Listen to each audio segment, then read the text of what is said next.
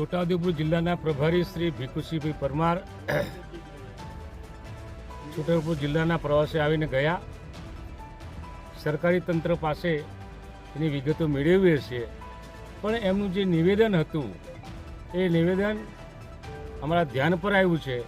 એમણે એમ કીધું છે કે આ પુલના પાયા મજબૂત નહીં હોવાને કારણે પુલ ધોવાઈ ગયો. હું ભીખુસિંહભાઈ પરમારને પૂછવા માંગુ છું કે તમારા સમયમાં બનેલું બાજુનું ડાયવર્ઝન જેનો ઉપયોગ માત્ર 4 મહિના, પાણીમાં તો માત્ર એકાદ મહિનો થયો હશે અને એ નાળું તૂટી ગયું, તો તે વખતના ઇજનેરો હતા એ સારા કે અત્યારના જે એન્જિનિયરો છે એ સારા? હું એમને પૂછવા માંગુ છું. તમે ભાઈ સિવિલ એન્જિનિયર હો તો તમને ખબર પડે. આ 1956માં આ પુલ મંજૂર થયેલો એમ કહેવાય છે અને 64-65ની સાલમાં આ પુલ બન્યો હતો. આટલું લાંબુ આયુષ્ય આ પુલે કર્યું. મને ખ્યાલ છે ત્યાં સુધી સુરેન્દ્રનગરમાં જે પુલ તૂટ્યો એ આ ભાજપના શાસનમાં જ બન્યો છે. આ પુલ તો કોંગ્રેસના શાસન વખતે બનેલો છે. તે વખતે આ પુલ જ્યારે બન્યો તે વખતે અમારો કદાચ જન્મ થયો હશે એવું લાગે છે. આની જે થિકનેસ છે એની કામગીરી છે આપણે જોઈ શકીએ છીએ. સ્વાભાવિક છે કે વધારે પુલ પાણી આવ્યું હોય તો નુકસાન થાય, પણ આ જે નુકસાન જે થયું એ અગાઉના જે પહેલે પુલનો પિલર છે ડેમેજ થયેલો, એને બદલે બાજુનો જે પિલર છે એ ડેમેજ થયો અને એ તૂટ્યું. એનાથી કહી શકાય કે અતિશય વરસાદને કારણે પાણી વધારે આવવાથી એ આ પુલ તૂટ્યો છે. અને એમને ખબર ના હોય તો બીજા પણ પુલ બધા તૂટ્યા છે. અમારા ખડકવાળા ઘોડદલી માર્ગનો કોઝવે તૂટી ગયો છે. એ સાથે સાથે રસ્તાઓ ડેમેજ થયા છે, વાહન વ્યવહાર બંધ થઈ ગયો છે. એ એમને ધ્યાનમાં નથી આવ્યું. કેટલું નુકસાન થયું છે? તમે પ્રભારી છો એટલે આ જિલ્લાના પાલક પિતા કહેવાય, અને પાલક પિતા એમ કહેતા હોય કે નુકસાન ઓછું થયું છે, તો આદિવાસીઓને, આ વિસ્તારની પ્રજાને જે હાલાકી ભોગવી પડે છે એ હાલાકીનું એને દુઃખ એમને ખબર નથી પડતી. જ્યારે આવું શોષણો વળાવે ત્યારે ખ્યાલ આવે કે શું પરિસ્થિતિ હશે. ભીખુસિંહભાઈને હું પૂછવા માંગુ છું કે તમારી પાસે આંકડા ના હોત તો તમારી બાજુમાં બેસેલા ધારાસભ્યશ્રી અને સંસદ સભ્યશ્રી એમને જે સેજ પૂછ્યો હોત બાઇટ આપતા પહેલાં તો સાચો આંકડો તમને ખ્યાલમાં આવ્યો હોત. પણ આ તો વન મેન શો. દિલ્હીમાં વન મેન શો ચાલે, ગુજરાતમાં વન મેન શો ચાલે, અને આ પ્રભારીઓ પણ વન મેન શો ચલાવે છે.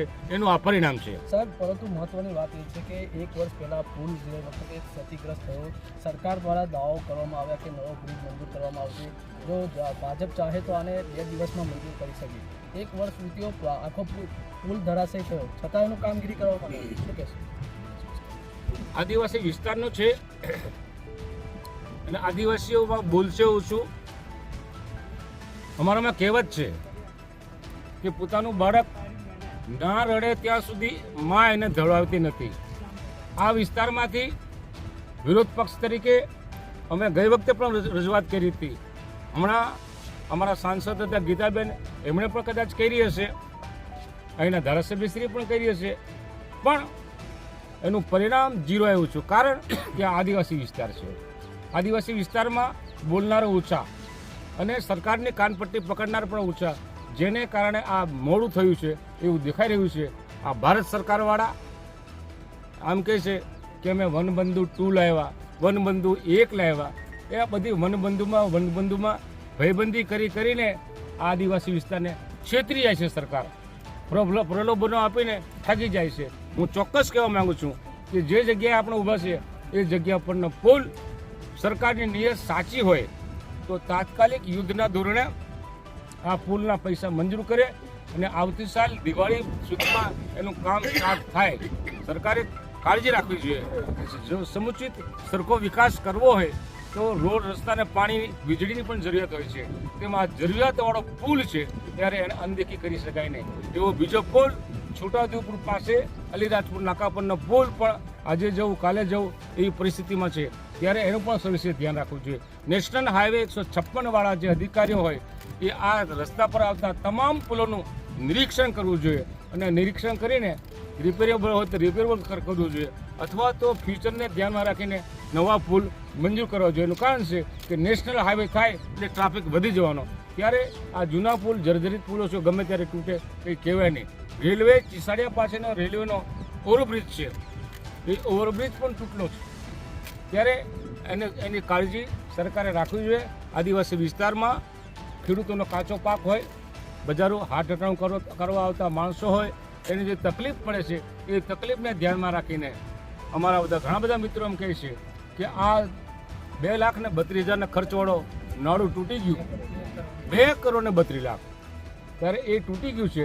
એને બદલે તાત્કાલિક આ વિસ્તારની પ્રજાને ખાસ કરીને એનો માર પાઈજેતપુર, છોટાઉદેપુર અને બોરીના બજારને થઈ રહ્યું છે, ત્યારે એનો વેપારીઓને પણ થઈ રહ્યો છે. એને ધ્યાનમાં રાખીને તાત્કાલિક બીજું ડાયવર્ઝન તૈયાર કરવું જોઈએ. હું ચોક્કસ માનું છું કે આ પુલની ઉપરના ભાગમાંનું જે ડાયવર્ઝન તૈયાર થયું હતું એ થયું તે વખતે અમે કહેતા હતા કે આટલી જગ્યામાં પાણી જઈ શકશે નહીં, પણ અને ડિઝાઇન બનાવનાર હવે સરકારના અધિકારીઓ નથી, કોન્ટ્રાક્ટ આપી દેવામાં આવે છે.